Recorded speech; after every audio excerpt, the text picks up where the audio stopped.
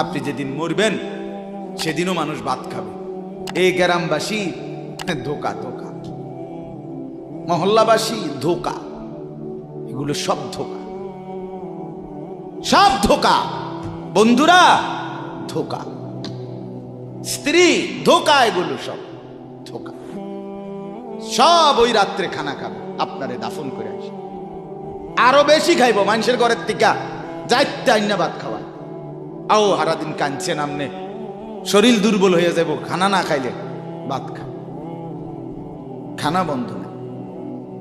লাশের সামনে, লাশের সামনে মুসলমান আজকে জানাজা, লাশ সামনে, এখানে দাঁড়াইয়া জিগায় খানাটা কোন দিন কইয়া লাইলে বালা আছিল। কি আহা আহা, মানুষ কার জন্য শিক্ষালেন? এই মানুষগুলো তারা আজকে জিগায় খানাটা কোন দিন করবে। 4 দিন না খানাটা কি সোমবারে করলে ভালো হয় না মঙ্গলবারে করলে ভালো হয়? কদ্দুর অনবুঝ করে লাইলে ভালো আসিল, লোকজন কি আর আবার পাইবেননি? হ্যাঁ, মানুষটিরে আবার কইটু আইবেন, আজকেই কইয়া লাইলে ভালো। ফলে জানাজার লাশের সামনে দাঁড়াইয়া আগে কইয়ালায় সবাই খেয়াল রেখেন সোমবারে খানা। আহ, এর নাম দুনিয়া, এর নাম, এর নাম দুনিয়া। এই জন্য দুনিয়া বড়ই স্বার্থক, এটা রাক্ষস, শুধু গিলে খায়, তৃপ্ত হয় না, তৃপ্ত হয়। সেদিন আমি এক কুটিপতির বাড়িতে গেছি, অনেক বড় সম্পদশালীর বাড়িতে গিয়া তার বাসায় বাথরুমে গেছি। দেখি যে বাথরুমের যে দরজা, দরজার যে সিটকারি লাগায়, তো সিটকারিটা আছে, কিন্তু সিটকারিটা যেটার মধ্যে লাগাই ছোট্ট বল্টু একটা, এটার মধ্যে লাগাই যেটার মধ্যে আর এটা নাই। এবারে লাভ হইল কি, এটা কিদের মধ্যে লাগাবো? কথা বুঝছেন না? লকটার এই ছোট ইয়াটা যেটার মধ্যে লাগায় আর এটা নাই। তা না, আমি বের হয়ে বললাম, হা ভাইয়া, এরই নাম দুনিয়া। দুনিয়া এমন একটা না একটা থেকেই যায়, সব চাহিদা, সব প্রয়োজন পূরণ হয়, পূরণ হয়। আপনার লাশ যেদিন জানাজা হবে সেদিনও আপনার ঘরের হাজারো প্রয়োজন বাকি থেকে যায়, বাকি থেকে। পৃথিবী হাসবে ঠিকই, সিএনজিও চলবে, অটোও চলবে, সূর্যও ডুববে, চাঁদও উঠবে, রাতও শেষ হবে, দিনও আসবে, কেউ থামবে না আপনার জন্য। আপনি শুধু চলে যাবেন একা কবর, কেউ থামবে না। এরে বাপ, কেউ থামবে না। ছেলেরা আজকে বন্ধুর পাল্লায় পড়ে নষ্ট হয়ে যাচ্ছে। আহ, সমবয়সী বন্ধু তোমার উলঙ্গ ছবি দেখায়া, নর্তকী দেখায়া শেষ করে দিল, তুমি বুঝলাম। সমান সমান বন্ধু একসাথে তোমার জুয়ার আড্ডায়, মদের আড্ডায়, নারীর আড্ডায়। আহ, আফসোসের ব্যাপার।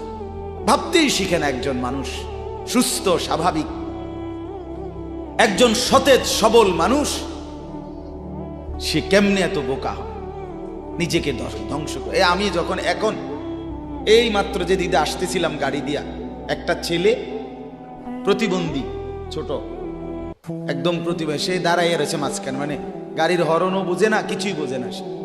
পরে আরেকটা ছেলে ধরে তারে এক পাশ করে দেওয়াতে তারপরে আমার গাড়িটা আসছে এই এখানে। এখন এই ছেলেটা তো অবুঝ হইতে পারে, এই ছেলেটা তো প্রতিবন্ধী, সে তার ভালো মন্দ বুঝে না। কিন্তু তুমি ছেলে সুস্থ সবল স্বাভাবিক যুবক, তুমি কেমনে নিজের ভালোটা বোঝো না? তুমি কেমনে নিজের ভালোটা বোঝো না বলে?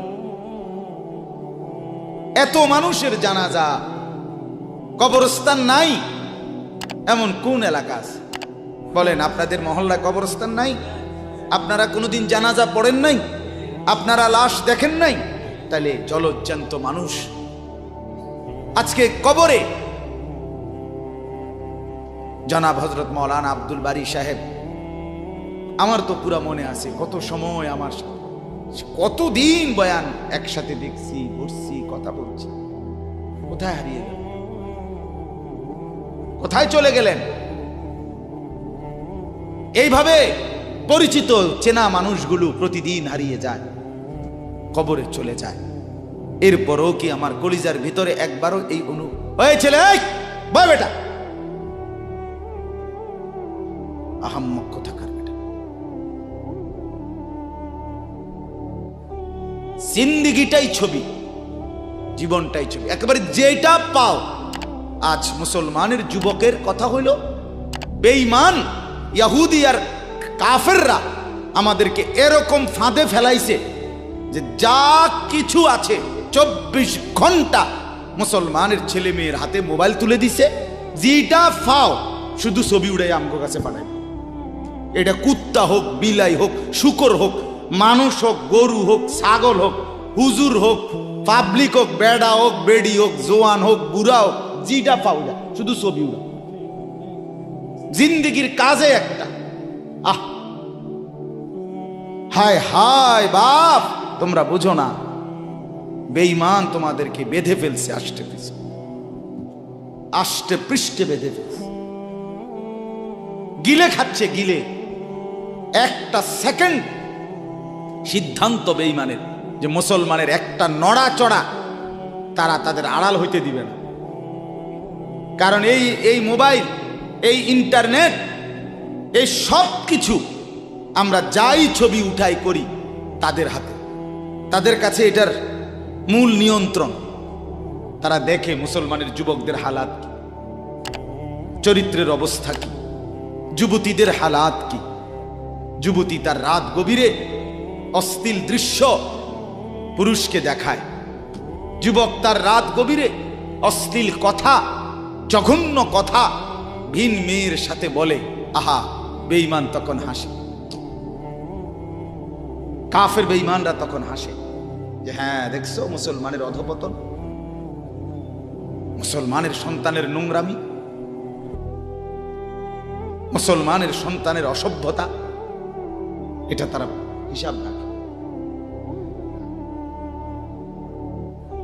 এজন্য ভাইয়া জীবনের কদর করে। একজন হলে একজনই বোঝেন, দুইজন হলে দুইজনই বোঝেন। বাবাদেরকেও বলি, আমার ছেলেদেরকেও বলি, সবাইকে বলি, বাপ জিন্দেগির কদর করে। এই বলতেছিলাম, এটা আমাদের হায়াত, এটা আমাদের জীবনের সবচেয়ে বড় সম্পদ। এই সময়টা, এই হায়াতটা, আমার জীবন, আমার হায়াত, এটাই আমার সময়, এটাই আমার জীবন। যেটা ঘন্টা, মিনিট, সেকেন্ড, এটাই আমার জিন্দিগি। যেটা জিন্দিগি, এটাই ঘন্টা, মিনিট, সেকেন্ড। আমরা মরার আগে মানুষ বা অসুস্থ হইলে, অ্যাক্সিডেন্ট করলে, বুড়া হইলে মানুষে কয় না যে ভাই আমার আর সময় নাই, ঠিক কিনা বলে, আমার সময় শেষ, তার মানে হায়াত শেষ। তাহলে বোঝা গেল যেটা হায়াত এটাই সময়, যেটা সময় এটাই কি বলেন না, হায়াত। হায়াত হায়াত কদর করেন, কদর। ও ভাই, ওই লাল গেঞ্জি, তুমি উঠা কথা বলো, তুমি বাহিরে গিয়ে কথা বলো, যাও। কাফেল কোথাকার, হে নগদ বুঝায়, হেরে অনেক বুঝাইতে আছে, বুঝতে কি কইছে। তুমি শোনো মিয়া, বললাম না, তুমি আলাদা শোনো। আমি এ ব্যাপারে কঠোর। 10 মিনিটের জন্য যদি বলি, আমার জিন্দিগির সিদ্ধান্ত, গাফেলকে বলবো না, অমনোযোগীকে বলবো না, এটা আমার জিন্দিগির ফায়সালা ইনশাআল্লাহ। সমবয়সী বরবাদ করে দিচ্ছে ছেলেদেরকে আজকে, এক সময় না ভালো হতে দিচ্ছে না। আহ, কোন মা বাপ তার সন্তানকে অসৎ করে গড়ে তোলে নাই। মা তার পেটের থেকে অসৎ সন্তান জন্ম দেয় নাই, পবিত্র সন্তান জন্ম দিয়েছিল। মায়ের বুকের পবিত্র দুধ খাওয়াইছিল, দুধ হালাল পবিত্র। মা পবিত্র এক সন্তান জন্ম দিয়েছিল। পরবর্তী এই সমাজ, এই সমবয়সী বন্ধু এই অশ্লীলতার বেহায়াপনার আড্ডা শেষ করে দিস, শেষ করে দিস। চল কোথায়? ওইখানে দেখছি দুইটা মেয়ে হাঁটতেছে, চল পিছে পিছে হাঁটি। চল কোথায়? ওইখানে চল একটু আড্ডা দিয়ে আসি। শেষ। 3টা বাজে বের হইছে, রাত 10টা বাজে ফিরছে।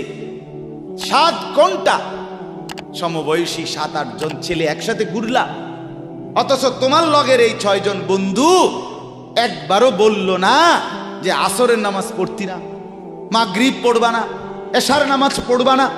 7 ঘন্টায় যেই বন্ধুরা একবারও তোমারে 1 ওয়াক্ত নামাজের কথা বলে নাই, বিশ্বাস করো ছেলেরা, এটা বন্ধু না, এটা শয়তান ছাড়া আর কিচ্ছু না। এটা ইবলিস বেটা, এটা শয়তান, এটা তোরে শেষ করে দিবে। তোর আখিরাত তো শেষ করবে, তোর দুনিয়া তোরে অকর্মণ্য অপদার্থ বানাইয়া একটা আকামলা বানাইয়া ছেড়ে দিবে। শেষ পর্যন্ত এক বদনা আলগি দিতে আর ক্ষেত্রে বলতায় না। তার মা যদি বলে 1 জগ ফানি দাও, পাইতাম না।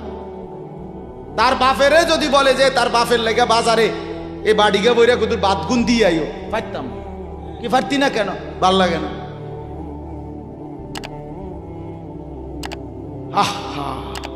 গুনাহ, অশ্লীলতা, বেহায়াপনা, উলঙ্গপনা শেষ পর্যন্ত এরকম অপদার্থ বানায়, অকর্মণ্য বানিয়ে দেয়। হযরত আব্দুল্লাহ ইবনে আব্বাস রাদিয়াল্লাহু তাআলা আনহু বলেন, প্রত্যেকটা গুনাহ মানুষকে দুর্বল করে দেয়। আপনি যতবার নারী দেখবেন ভিন নারী, খোদার কসম আপনার শক্তি সামর্থ্য দুর্বল হবে। জিনা, ব্যভিচার, মদ, জুয়া, সুদ, ঘুষ, অশ্লীল দৃশ্য, নাচ গান আপনাকে দুর্বল বানাবে। সাওয়াদান ফিল ওয়াজহ, চেহারা কালো করে দিবে। জুলমাতান ফিল কলব, অন্তর অন্ধকার করে দেবে। ওয়াহানান ফিল বাদান, শরীর দুর্বল করে দিবে। দাইকান ফির রিজক, রিজিক সংকীর্ণ করে দিবে। বুগদাতান ফি কুলুবিল খালক, মানুষের চোখে ঘৃণিত বানায় দিবে। এই 5টা ক্ষতি। প্রত্যেক গুনাহ কয়টা ক্ষতি করে? চেহারা কালো বানায়, অন্তর অন্ধকার বানায়, শরীর দুর্বল করে, রিজিক সংকুচিত করে, কমিয়ে দেয়, মানুষের চোখে ঘৃণা তৈরি, ঘৃণা তৈরি। আপনি 2টা ছেলে একসাথে মনে করেন বিড়ি খায়, সিগারেট খায়, গাঁজা খায়, একসাথে হেরা 24 ঘন্টা চলে, একসাথে মোবাইলে ছবি দেখে, নাচ দেখে, ভিডিও দেখে, অশ্লীল।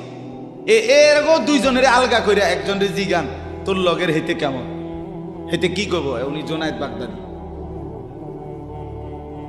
কথা বলেন না কেন? হে বলবো এটা নাকি? সে বলবো যে অসভ্য। তাইলে কি বুঝা গেল? আপন যার লগে চলছিলা তুমি, হেই তো তোমারে অসভ্য।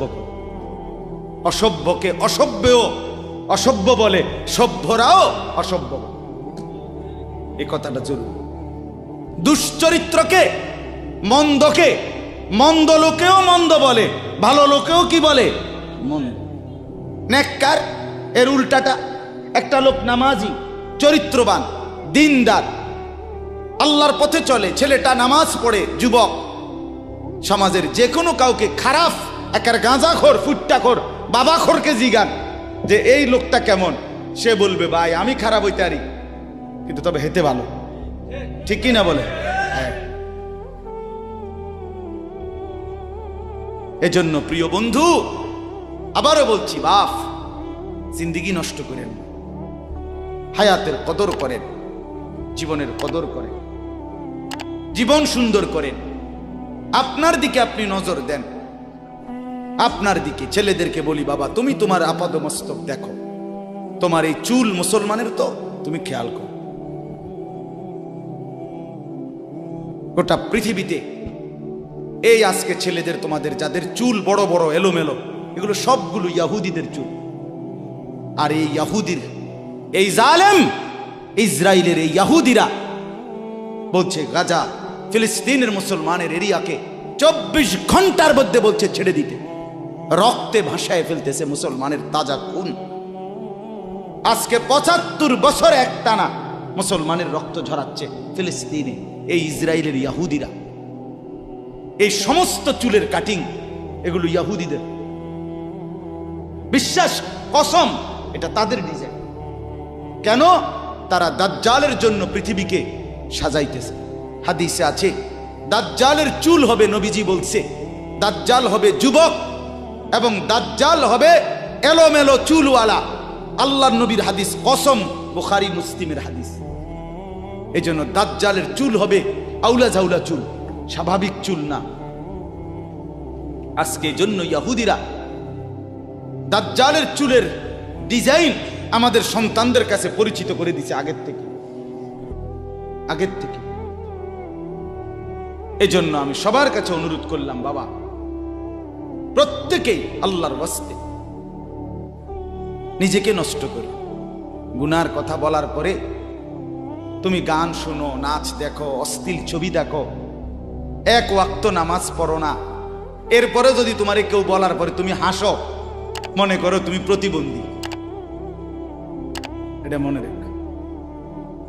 মানে তোমার গায়ে কিছুই হলো, লাগলো না, এটা কিছুই মনে হলো না, হায় হায় আমি উলঙ্গ ছবি দেখি, একটা সেজদা দেই না কোনোদিন, 1 বছরে কোনোদিন আমি ফজরের নামাজ পড়ি নাই, এরপরে যদি কেউ বলার পরে তোমার মনে মুখে হাসি হয়, যে এতে হাসেন, তো বুঝতে হবে এটা মানসিক সমস্যা। হ্যাঁ, এ প্রতিবন্ধী, এ মাতাল, অসুস্থ। আমি নিজে পাবনা, গত মাসে আমি পাবনা গেছিলাম, বিকাল বেলা আসরের নামাজের পরে পাবনা মানসিক হাসপাতাল, যেটা আমি নিজে দেখতে গেছি, আমার ওই এলাকার ওরা নিয়ে গেছে, এই বাংলাদেশের সবচেয়ে বড় মেন্টাল হসপিটাল যেটা। আমি মাগরিব পর্যন্ত পাবনা মানসিক হাসপাতাল ঘুরে ঘুরে দেখছি, ভিতরে অনেক ওয়ার্ডে গেছি। ছেলেদেরকে বলি, বাপ তোমরা শোনো আমার কথা, আল্লাহর কসম আমি নিজ চোখে দেখছি, এই গত মাসে আসর থেকে মাগরিব অনেকগুলো ওয়ার্ড আমি ঘুরে দেখছি। এই যতগুলো ওয়ার্ডে পাগল আছে সবটিতে ভরা, কসম আমি নিজ চোখে দেখছি। 100 জনের মধ্যে 2 জনও বুড়া নাই, সব যুবক।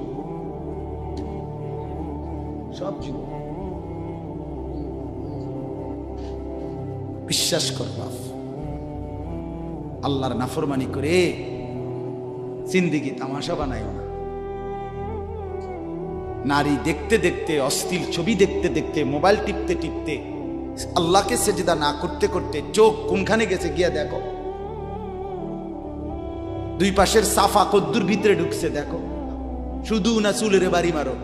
পৃথিবীতে কোনো কালে, কোনো বইতে, কিতাবে, কোনো গবেষণায় যে চুল এটারে আলাদাভাবে খুব বেশি পেরেশানি করার বস্তু ছিল না। এটা মনে করে নিজের চুল নিজে বাইরে দেয়, এটার মধ্যে ডিজাইন। আরেকজনে যদি তোমার চুল ধরে টাইনতো তাহলে তো একটা কথা আছে, তোমার চুল তুমি বাড়ি দাও, এটার মধ্যে সুন্দরের কি আছে আবার? বেওকুফ, আহাম্মক। কেমন আহাম্মক আমি বুঝি না এটা। আল্লাহ আমাদেরকে বুঝ দান করেন। আমার বাপ 2টা আয়াত পড়ছি, আমি তর্জমা বলি। আল্লাহ তাআলা বলেন, ওয়াতলু মা উহিয়া ইলাইকা মিন কিতাবি রাব্বিক। নবীজি সাল্লাল্লাহু আলাইহি সাল্লাম মানুষকে কালেমার দাওয়াত দিতেন, তো বিভিন্ন জন বিভিন্ন বুদ্ধি দিত। কথাটা ছোট্ট, খেয়াল করেন। কইতো মুহাম্মদ এমনে কও, আরেকজনে কইতো হেমনে কও, আরেকজনে বলতো মুহাম্মদ এই সিস্টেমে কইতে হইব, আরেকজনে বলতো আগে নেতা করে মুসলমান বানাইতে হইব, আরেকজনে বলতো আরে এই সমস্ত গরিব শরীফ গোলাম কৃতদাস বেলাল খাব্বাব খুবাইব ইতার লইয়া ফইরা থাকলে হইবনি। বুদ্ধির শেষ নাই। বুঝেন নাই কথাটা? আল্লাহ তাআলা তখন বন্ধুকে বললেন, দোস্ত সব বাদ দেন, আমি যেটা বলি শুনেন। ওয়াতলু মা উহিয়া ইলাইকা মিন কিতাবে রাব্বিক। আপনার রব আল্লাহ আপনার উপরে প্রতিনিয়ত যেই কোরআন নাজিল করতেছে, আপনি সকলের সামনে সেই কোরআন তেলাওয়াত করেন, কোরআন পড়ে। ওই যে হাফেজ তানভীর কোরআনুল কারীম শুনাইছে, এটাই দাওয়াত, এটাই দাওয়াত। সে আর বাংলায় কি বলা দরকার? কিচ্ছু বলার দরকার।